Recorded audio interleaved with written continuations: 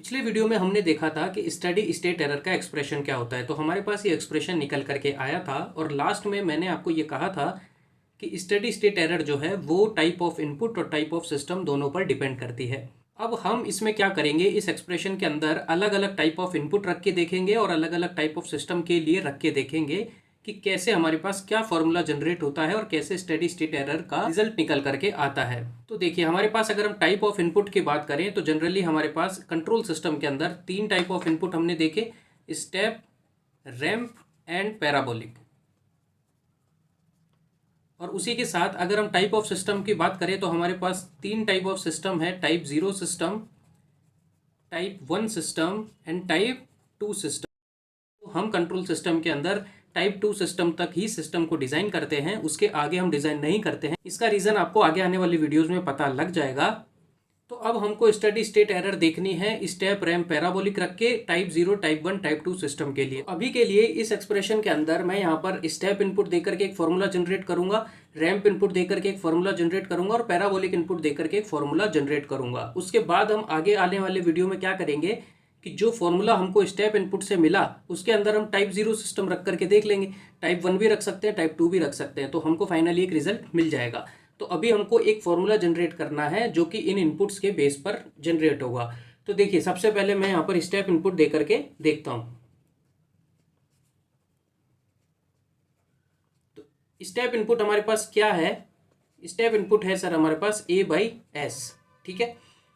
अब अगर आपने टेस्ट इनपुट्स का वीडियो नहीं देखा है तो पहले आप वो वाला वीडियो देख करके आइए, लिंक मैं आपको डिस्क्रिप्शन में दे दूंगा। उस वीडियो को नहीं देखेंगे तो आपको समझ में नहीं आएगा कि स्टेप इनपुट क्या होता है, रैंप क्या होता है, पैराबोलिक क्या होता है। तो इसीलिए आप सीरीज से चलते जाइए, जो भी मैंने प्लेलिस्ट के अंदर जो सीरीज बनाई है उसी सीरीज को फॉलो करना है, तभी आपको सारे कॉन्सेप्ट्स और सारे टॉपिक अच्छे से क्लियर हो पाएंगे। तो स्टेप इनपुट हमने दिया यहाँ पे RS बराबर A/S, तो हमको इस RS की जगह A/S यहाँ पर रख देना है। तो चलिए रख देते हैं।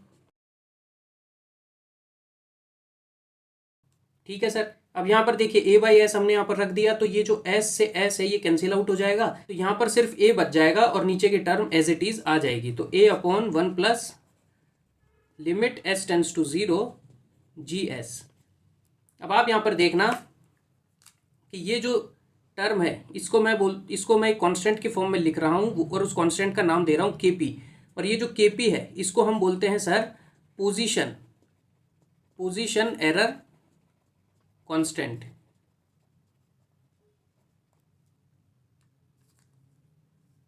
तो अल्टीमेटली आपका रिजल्ट निकल करके क्या आ जाएगा? A/1 प्लस, और इसकी जगह मैं यहां पर रख रहा हूं KP। तो ये आपका फॉर्मूला निकल करके आया सर स्टेप इनपुट के लिए। अब आप समझने की कोशिश करना, KP आपको मिला limit S tends to 0 GS। तो यहाँ पे जो KP का मतलब है वो है sir limit S tends to 0 GS। KP is equals to limit S tends to 0 GS। तो जैसे ही आपको कोई भी टाइप ऑफ सिस्टम देगा आप उसका GS यहाँ पे पुट करेंगे और आप KP फाइंड आउट कर लेंगे और अल्टीमेटली आपको स्टेप इनपुट के लिए आपको स्टेडी स्टेट एरर मिल जाएगी इस एक्सप्रेशन से। अब हम देखते हैं रैंप इनपुट के लिए हमारे पास क्या एक्सप्रेशन आता है।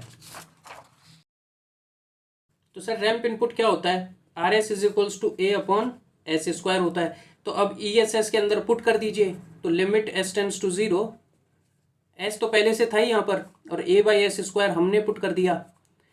फिर उसके बाद देखिए 1 plus limit S tends to 0 GS है। अब यहाँ पर क्या होगा कि इस S से सिर्फ एक ही S की टर्म कैंसिल आउट होगी, एक S की टर्म बच जाएगी। तो उस वाली S के टर्म को हम नीचे भेज देंगे, तो हमारे पास यहाँ पर A बच जाएगा ऊपर। और यहाँ पर देखिए लिमिट S टेंड्स टू 0, एक S की टर्म यहाँ पर आ जाएगी, S प्लस एक S की टर्म इसके साथ आ जाएगी, तो limit S tends to 0 S dot GS। ये चीज़ क्लियर है। अब यहाँ पर आप क्या कर सकते हैं कि देखिए यहाँ पर तो आप लिमिट को पुट कर सकते हैं, लेकिन यहाँ पर नहीं कर सकते हैं क्योंकि आपको GS की वैल्यू नहीं पता है। हो सकता है GS के अंदर कोई S की टर्म आ जाए जिससे ये S पहले कैंसिल आउट हो जाए, उसके बाद आप लिमिट पुट करें। तो इसीलिए इस टर्म को तो हम एज इट इज़ रखेंगे, लेकिन इस टर्म में जैसे ही हम लिमिट पुट करेंगे तो ये 0 बन जाएगा। तो अल्टीमेटली आपके पास क्या आने वाला है? आपके पास आ जाएगा A/, ये टर्म तो 0 हो जाएगी सर, ये पूरी टर्म तो 0 बन जाएगी। तो आपके पास यहाँ पर आ जाएगा limit S tends to 0 S dot GS। तो अब आपने इसको जो है, इस टर्म को आपने बोला KV, और इसको हम बोलते हैं सर वेलोसिटी एरर कांस्टेंट। तो मैं इसको लिख सकता हूं sir ESS is equals to A/KV।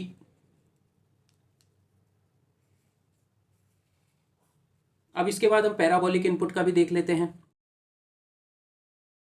तो सर पैराबोलिक इनपुट के अंदर हमारे पास होता है A/S³। ठीक है, अब इसको आप जब एक्सप्रेशन के अंदर पुट करेंगे,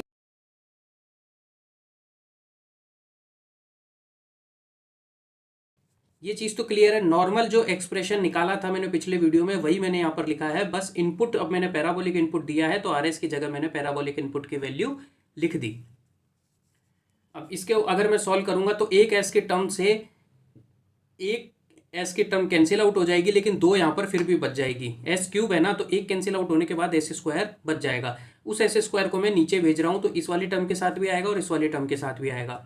तो ऊपर हमारे पास सिर्फ और सिर्फ A बच जाएगा। तो यहाँ पर देखिए limit S tends to 0 S² plus limit S tends to 0 S² GS। ये एक्सप्रेशन आपके पास आ गया। अब इस वाले एक्सप्रेशन में तो आप limit S tends to 0 put करेंगे तो आपको ये पूरा टर्म 0 देखने को मिल जाएगा।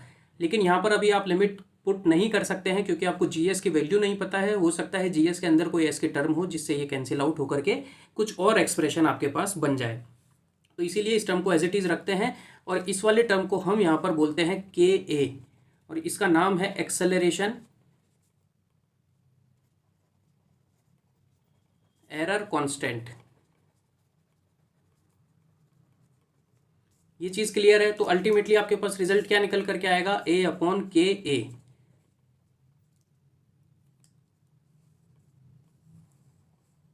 तो मेरे पास तीन फॉर्मूला निकल करके आए।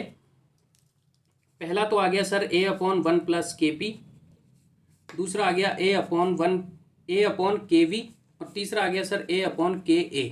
तो ये तीन फॉर्मूला मेरे पास स्टेडी स्टेट एरर के निकल करके आए अलग अलग इनपुट देने पर। अब मुझे कोई भी सिस्टम यहाँ पर दे दिया जाए, कोई भी टाइप ऑफ सिस्टम मुझे यहाँ पर दे दिया जाए, मैं क्या करूँगा, सबसे पहले अगर मुझे स्टेप इनपुट के लिए चेक करना है तो मैं KP निकालूंगा।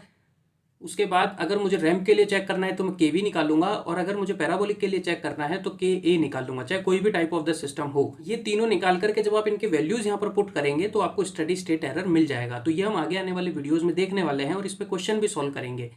और ये जो तीनों कांस्टेंट हैं, इन्हीं को हम बोलते हैं सर स्टैटिक एरर कांस्टेंट।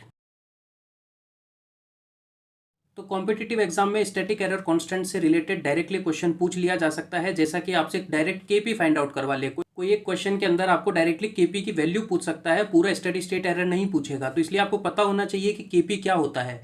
उसी तरीके से KV पूछ सकते हैं, KA पूछ सकते हैं, या फिर आपको KP की वैल्यू गिवन हो सकती है, उसके बाद आपसे स्टेडी स्टेट एरर पूछ सकते हैं।